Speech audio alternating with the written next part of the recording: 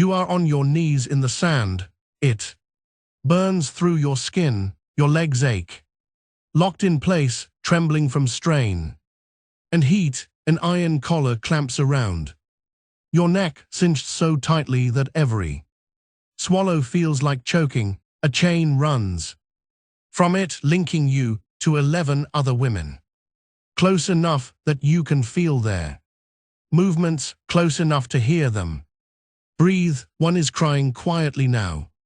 Another whispers a prayer, syllables unfamiliar, a language you don't understand, but somehow recognizes. Desperation, a shadow cuts across your face. For half a second, the sun disappears, relief washes over you.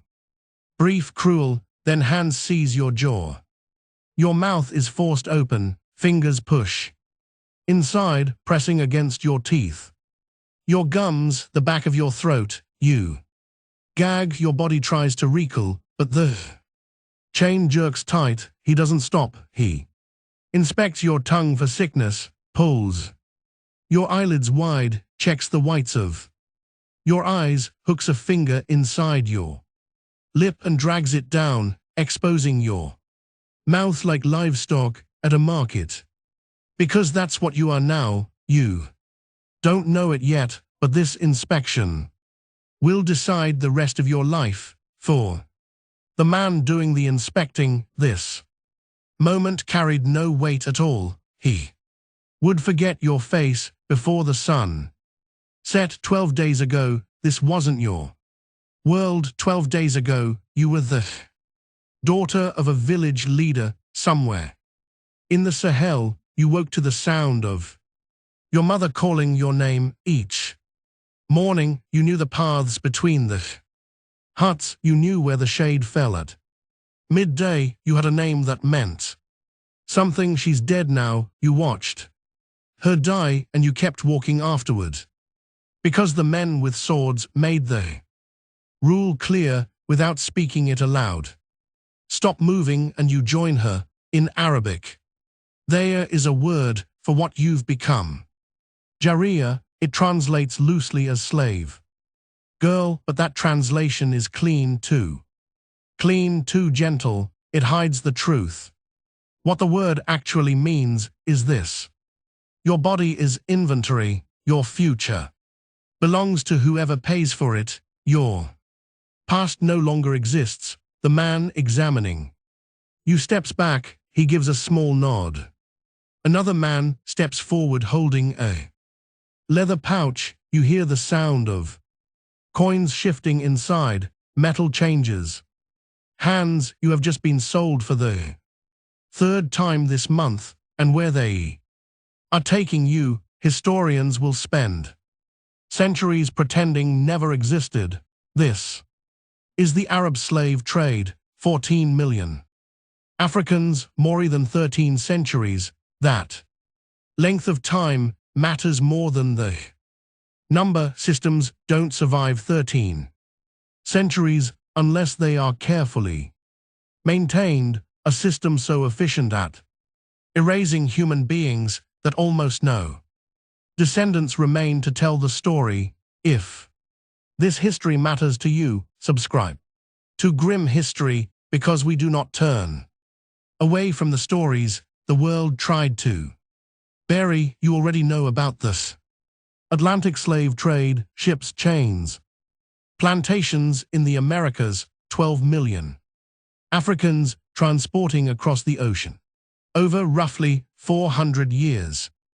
That history has museums, memorials, films. Children are taught it in classrooms. Politicians reference it in speeches. But there was another slave trade, older, longer, and by some measures even larger. The Arab slave trade began in the 7th century following the rise of Islam and the Arab conquests that swept across North Africa. It did not end until the 20th century. Saudi Arabia officially abolished slavery. 1962. Mauritania followed in 1981. These are not ancient dates, These are years your grandparents remember. There are people alive today who were born into societies where this trade still operated legally. Between roughly 650 AD and 1900 AD, historians estimate that between 14 and 17 million Africans were taken from their homes and transporting to North Africa, the Middle East, and the Arabian Peninsula. Some scholars believe the true number is higher. Records were inconsistent.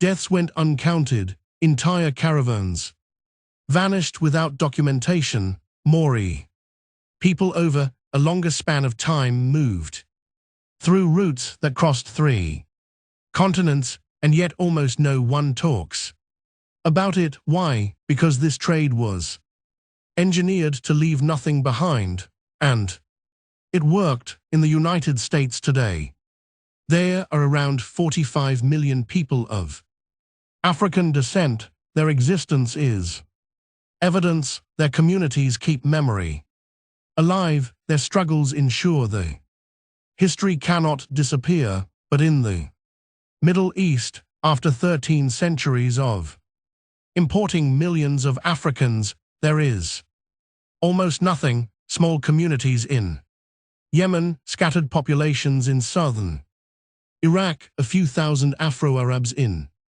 Morocco, tiny remnants where there should be millions. So where did 14 million people go? Historians searched for migrations. They searched for lost records. They did not want the answer.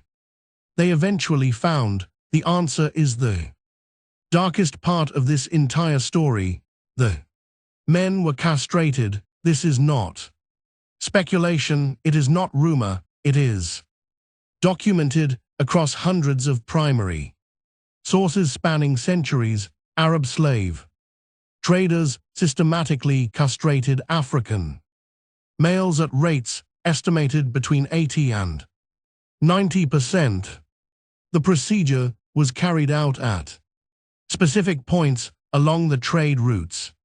Egyptian monasteries became infamous for it. Coptic Christian monks developed techniques that slightly improved survival rates. Sides slightly. For every man who survived, 3 to 5 died from blood loss, infection, or shock.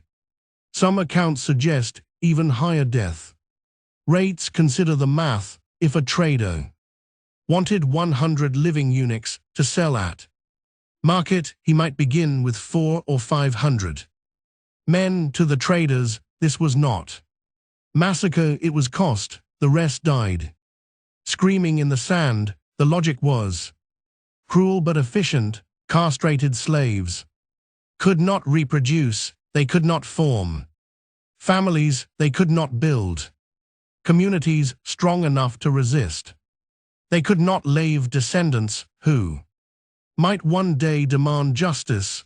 They worked, they aged, they died, and they were replaced by the next raid.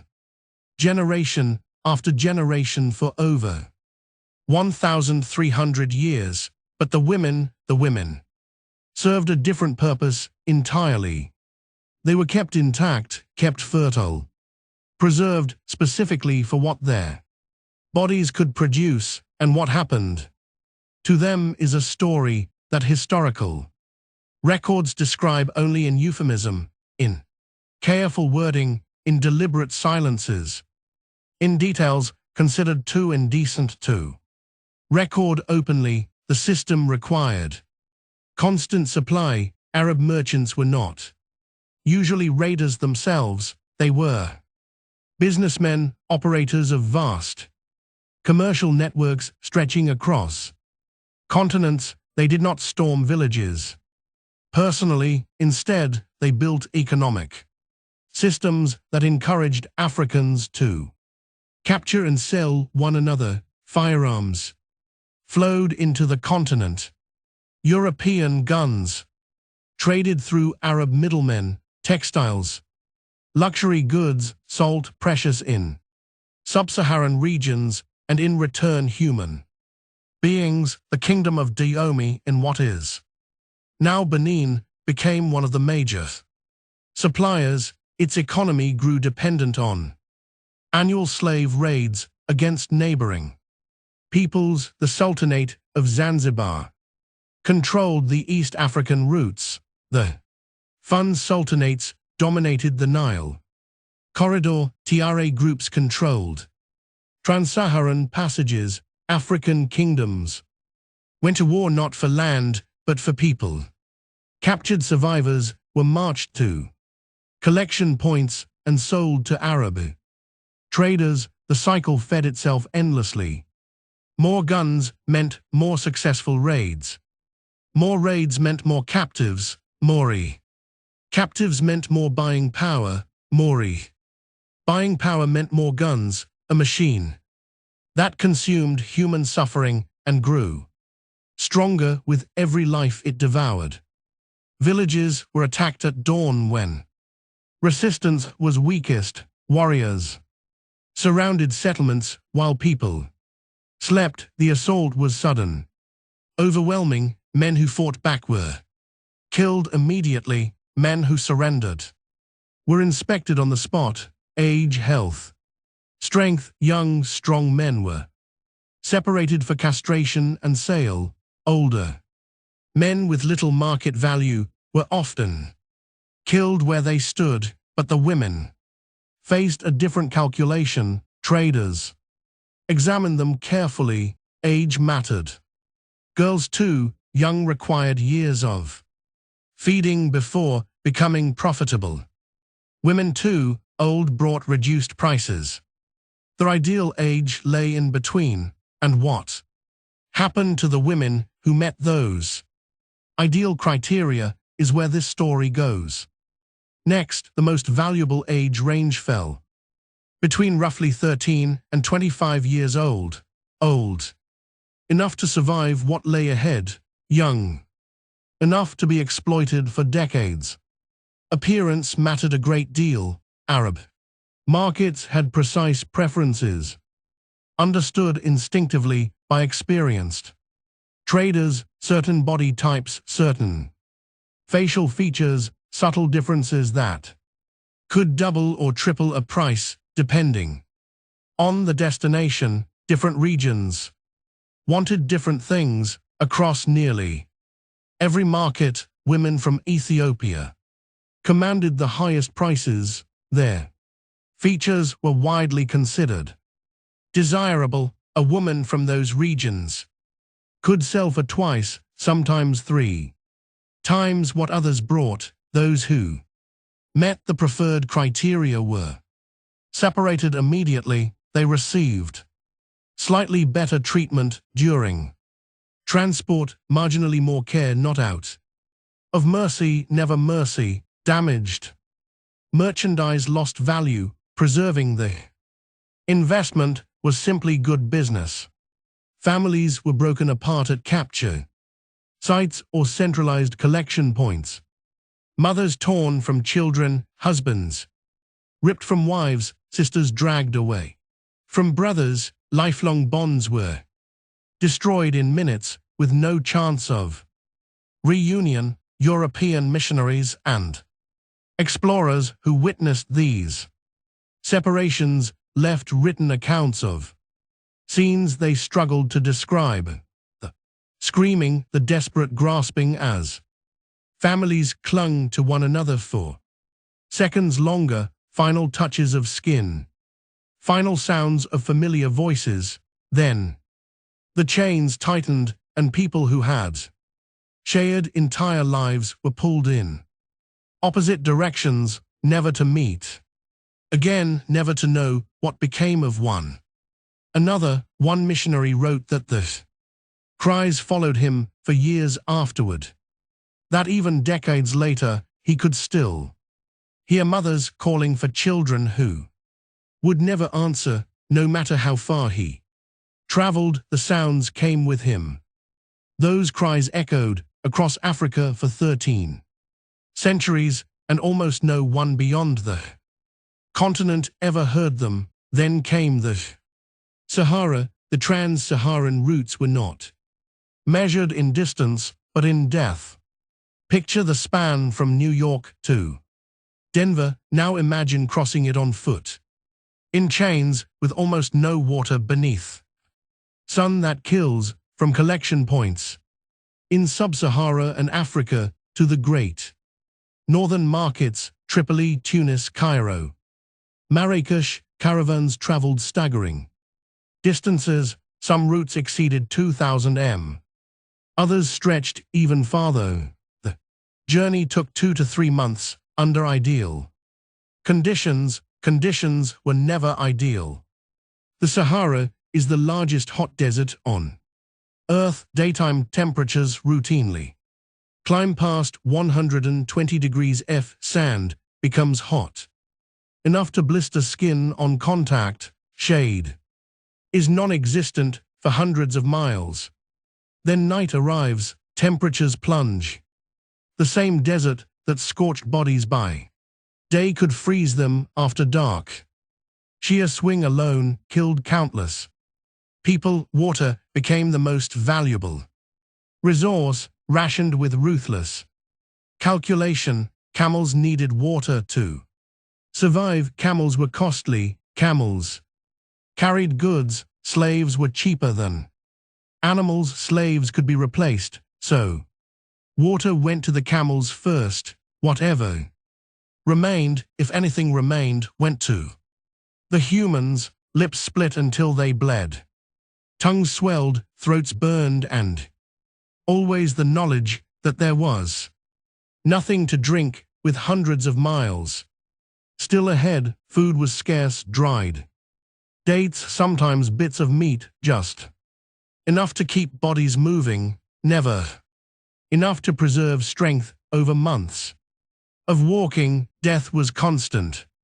Historians estimate that between 20 and 30% of captives died during Saharan crossings. Some caravans lost half of their human cargo, others arrived with losses exceeding 60%. Those who collapsed were abandoned. By the time this happened, no one reacted. That was how the caravan knew it was working.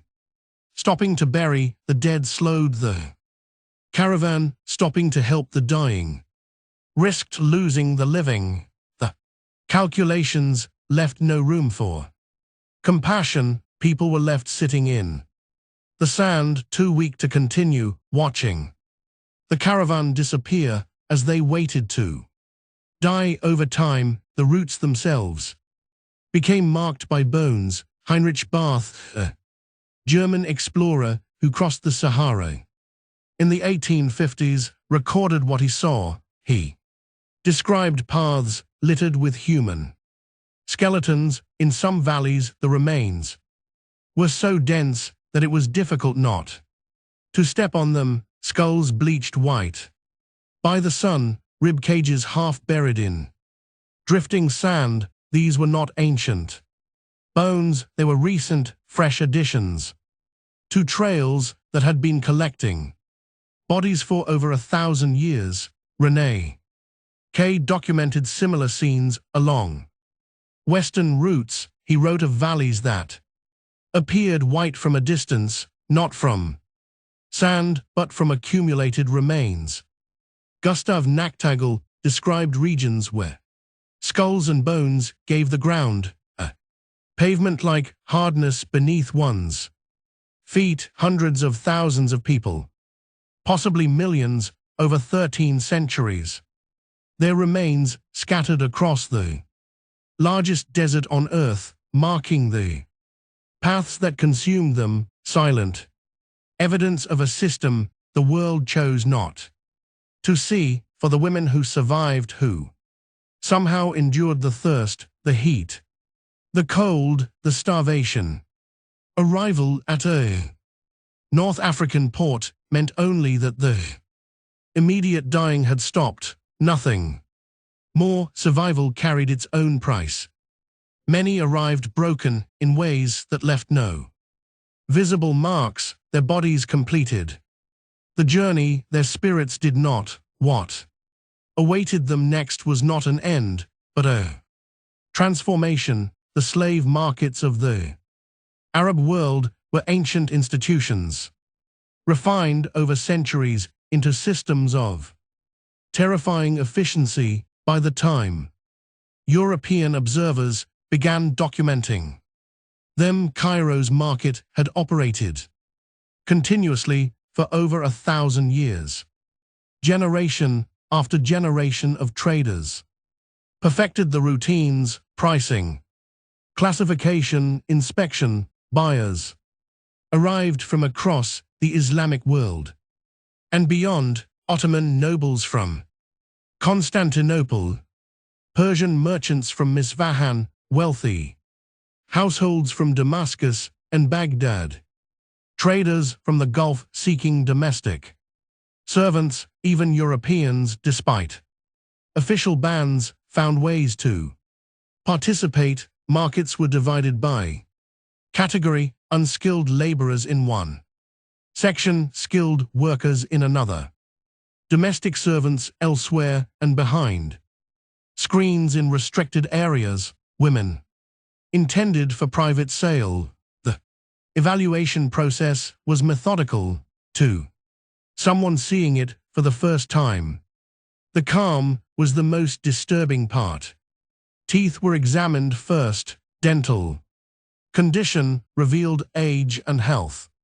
Experienced buyers could estimate remaining years of usefulness from teeth alone. Then skin tower searched for disease, scars, flaws. Hair was inspected for texture and length. Then everything else. Those paying the highest prices demanded the most thorough assessments. The examinations were invasive, intimate, carried out with the same detachment a butcher might show when judging livestock. European travelers left accounts so explicit that publishers often censored them. One British observer in the 1830s wrote that the women were forced to walk, turn, and present themselves in ways unfit for polite description. Examined with the same cold calculation a horse trader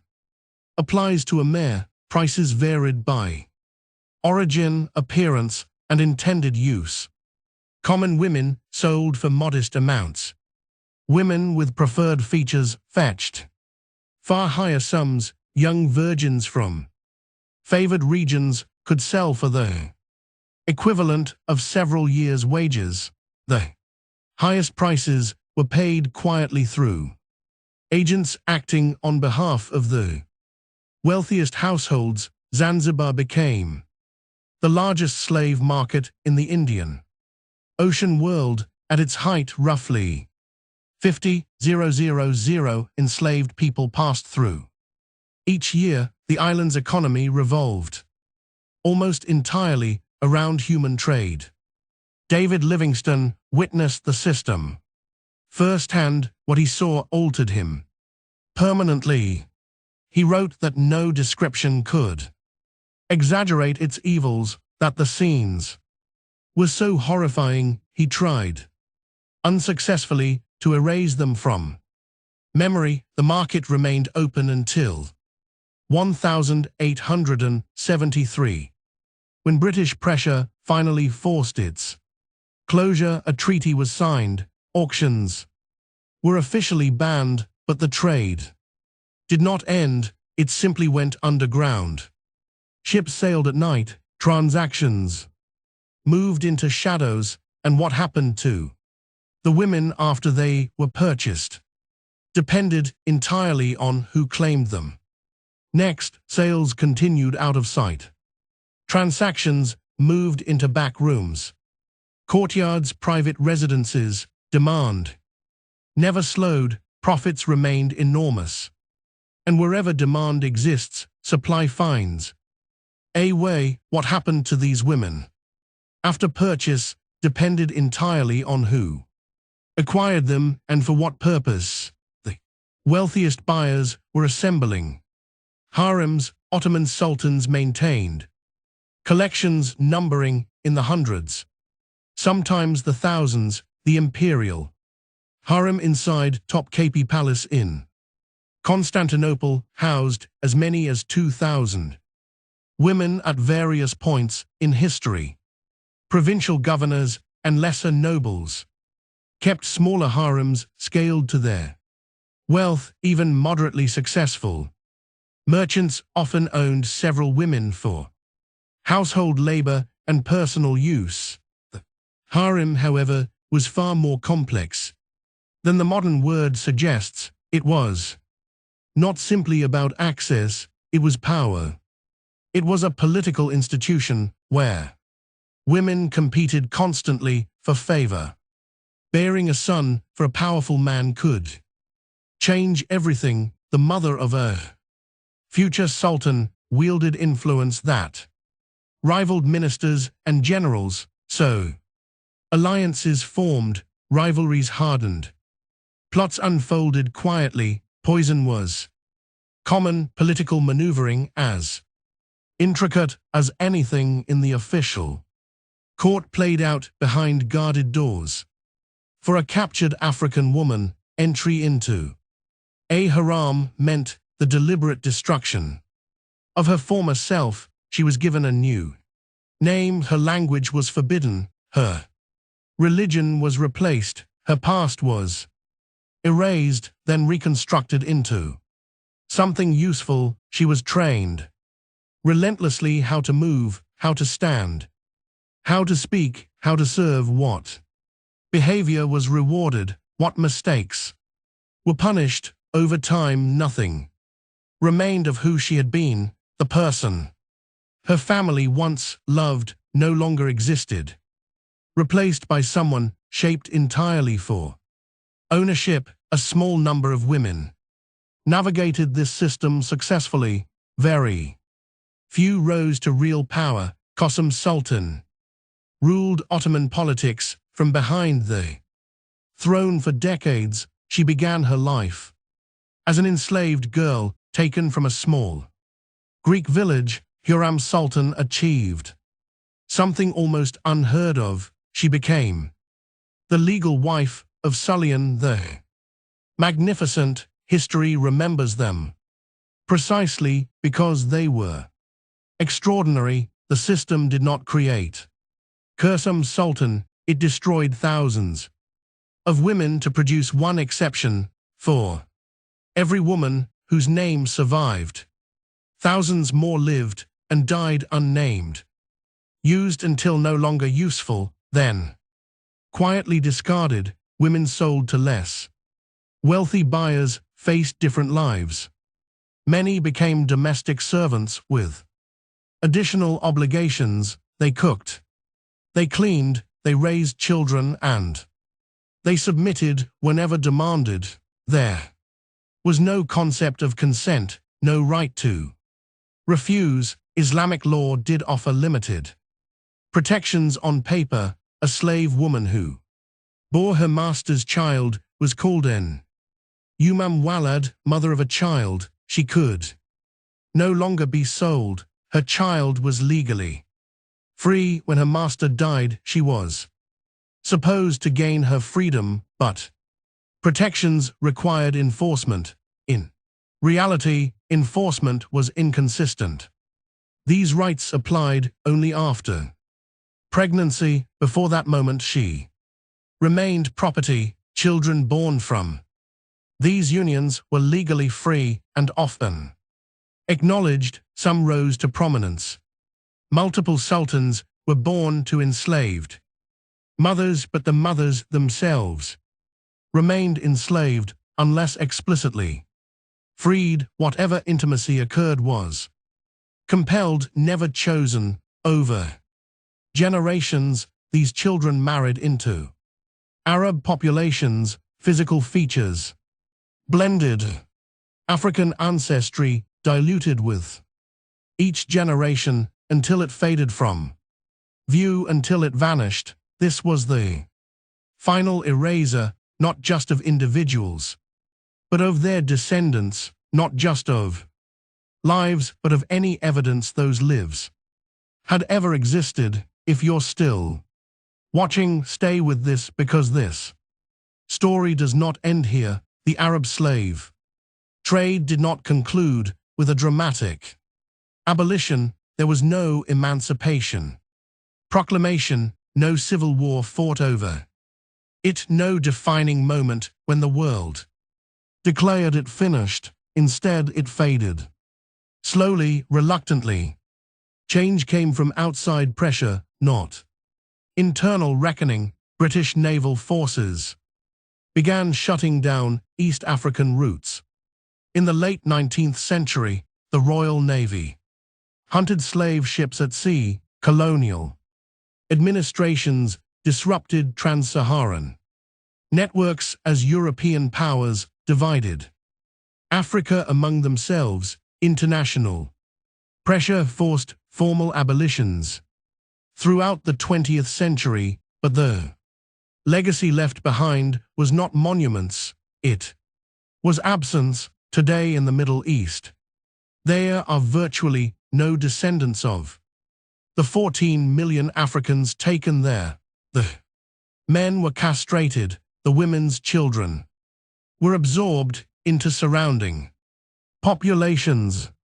Their heritage dissolved until nothing remained. This is why silence is not accidental. It is the final outcome of the design. The victims vanish so completely that most people do not even know they existed. No films tell their stories, no holidays mark their suffering, no leaders speak their names.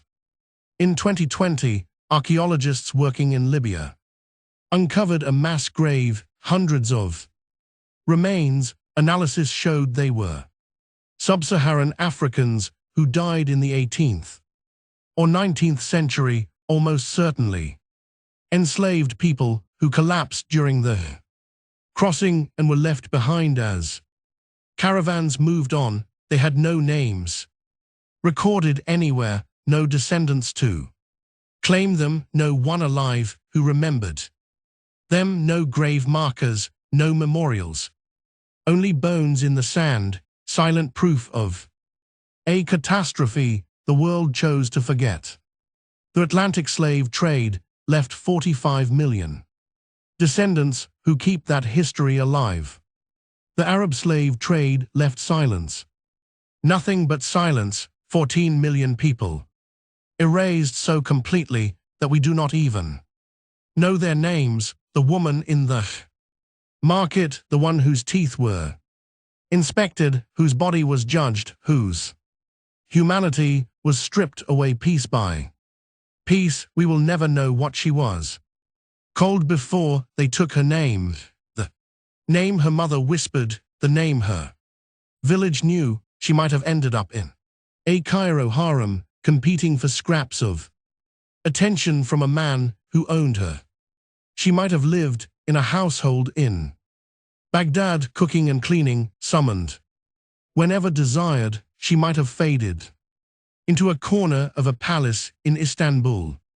Forgotten as youth passed, she might have borne children who never learned her language, who never heard her songs, who never knew her stories or where she came from. She might have died in the desert, her bones joining millions of others along route civilization pretends never existed. What we do know is this: nothing about this story survives unless it is carried forward deliberately. She existed, she suffered, she endured what no human being should ever endure, and for 13 centuries, millions like her sustained a machine designed to consume them entirely. The Atlantic slave trade has museums, memorials, days of remembrance. This history has sand covering bones no one will ever